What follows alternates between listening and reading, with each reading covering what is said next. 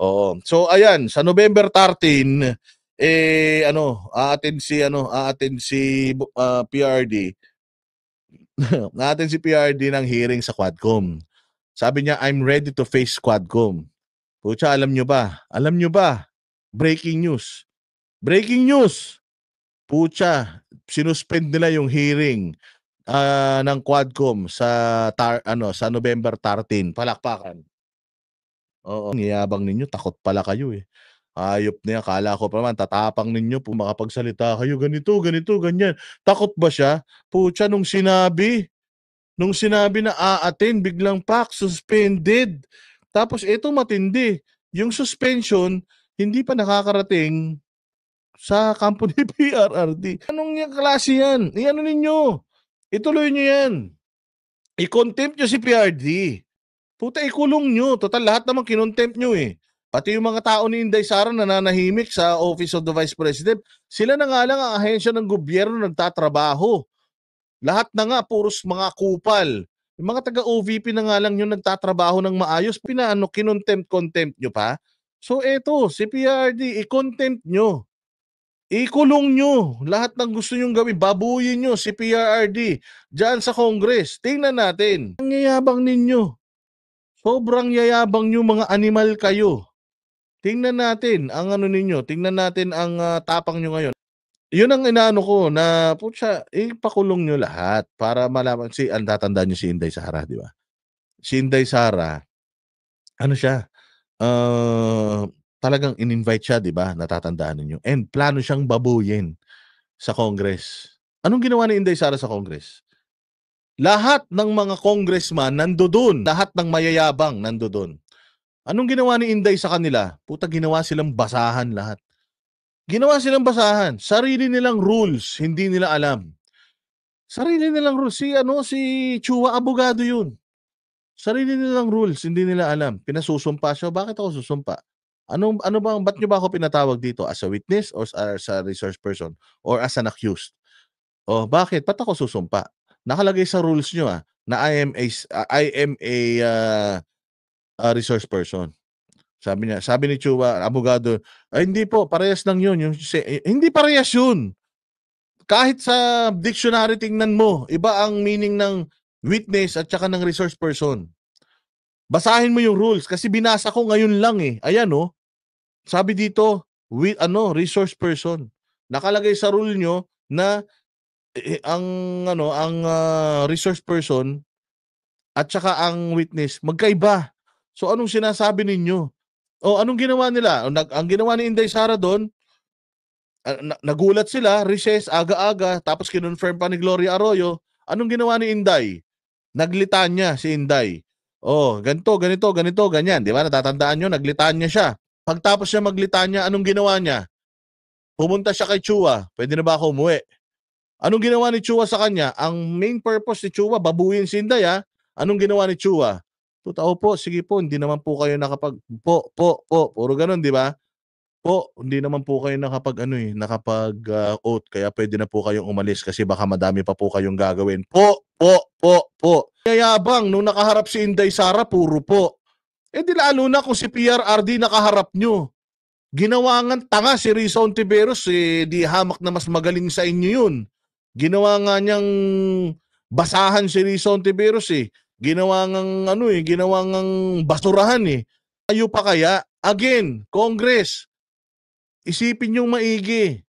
Wala kayong mga bilang. Bakit? They're being voted by a handful of people. Napakakonti lang nang bumoboto sa inyo. Tas gusto nyo, dating presidente ng Pilipinas, bababuyin sa Kongreso.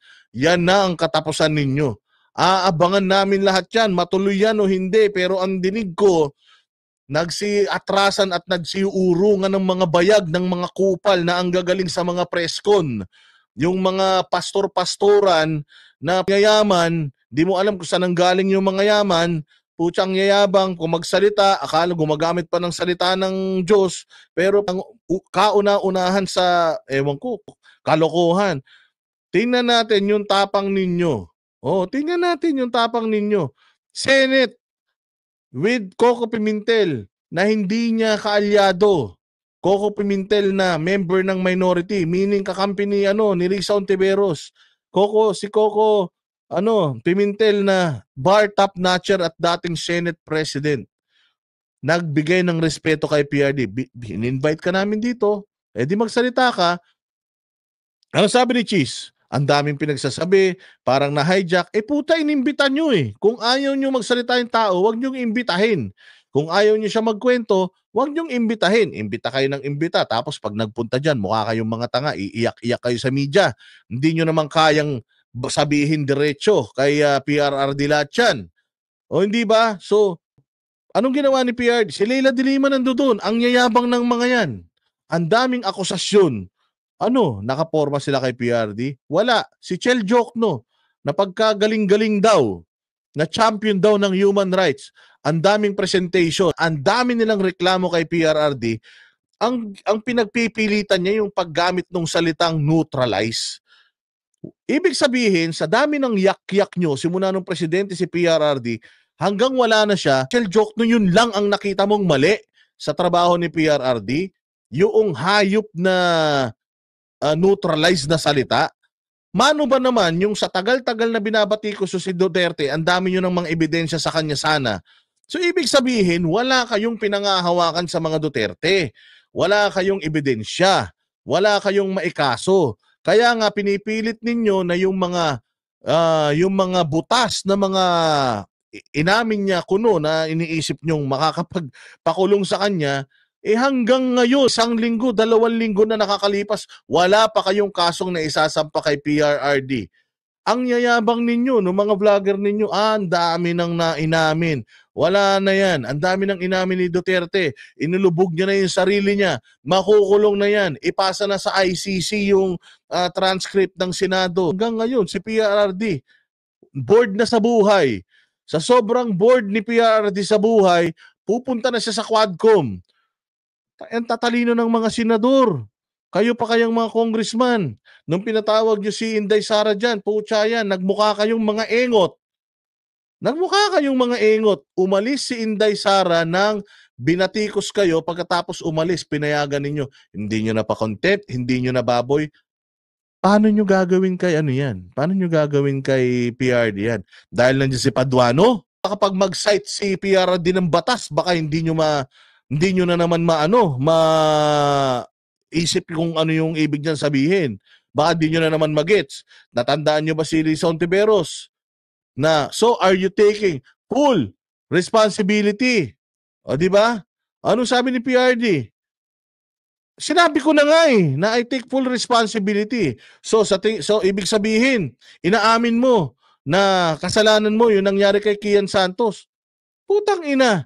Guilt is personal. Bakit ko aakuin yun? Guilt is personal. Alam mo ang sagot? Yes, guilt is very personal. Puta bobo. Yan ang sinasabi na senador na naturingan. Ilang term na senador, pangalawang termino na yata na senador niya. Tapos bopuls. Ay yabang-yabang magkandak-kandak ng hearing tapos walang alam sa batas. Ang yabang-yabang na gumagawa kami, numabalangkas kami. We are legislators. We are ganito, we are ganyan. Putang ina. The simple meaning ng legal term, actually hindi nga legal term yun normal na kasabihan lang yun na guilt is personal.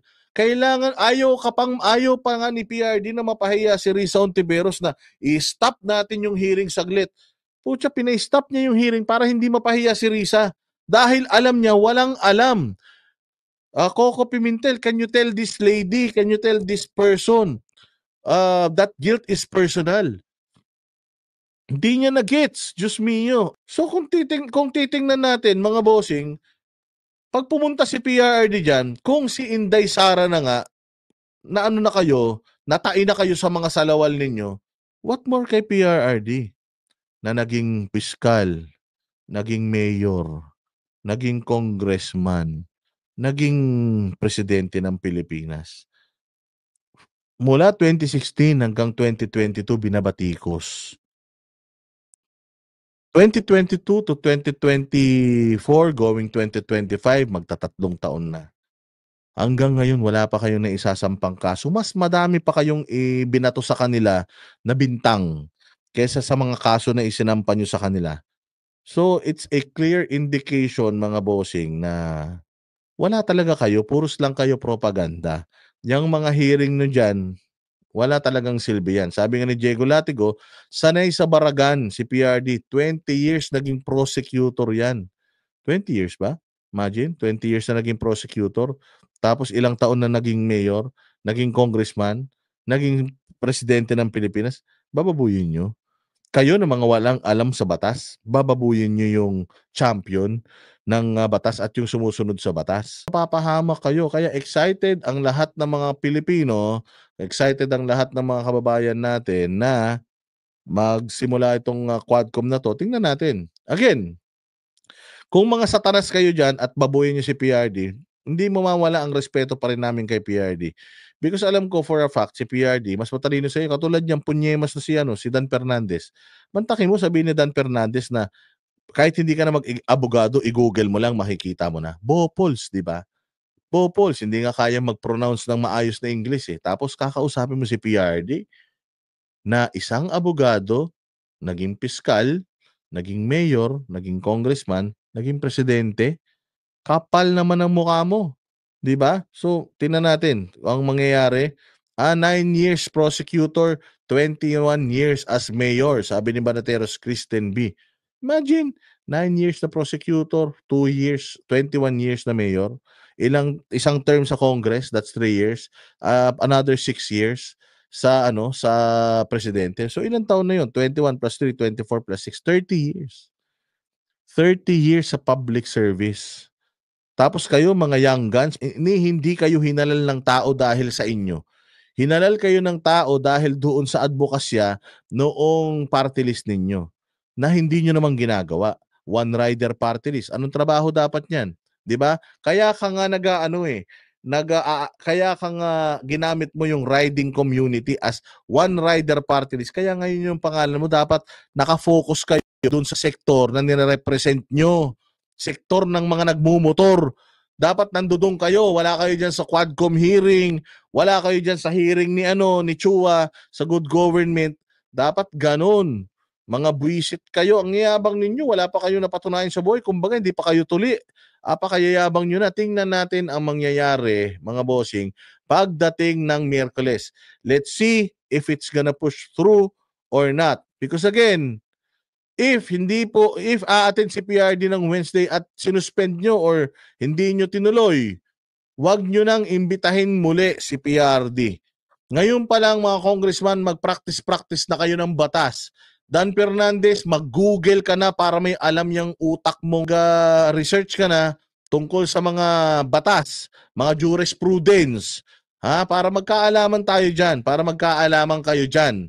Okay? O yan ang yan. Tingnan natin. Pati yung si Abante na pagkayabang-yabang, tingnan natin. Pati yan si Chua pagkayabang, tingnan na. Pati yan si Franz Castro na wala ring alam sa mundo. Isa ring Bopols. Tingnan natin kung anong magagawa nila kay PRD. Tangina, hindi nga kayo nakasakot kay Inday Sara Kay PRD pa kaya, hindi ba? So tingnan natin. Excited na sa Wednesday. Baka natin yan. If matuloy ito, punta sa Congress. Diyan sa Batasang Pambansa, sa may Commonwealth. Tingnan natin kung talagang magagaling siya. Kay Inday Sara nga, hindi sila makasagot Mga batikos nga ni Inday Sara, puro lang sila cynical, sarcastic Wala naman silang mga silbi O di ba, Marifel del Mundo? Excited na mga DDS, paano kayo durugin ng mura ni PRD? Sasabihin nila, bawal magmura. Ba't nyo pa ako pinapunta rito palamura ako. Pauwiin nyo na ako, di ba? Kaya tingnan natin.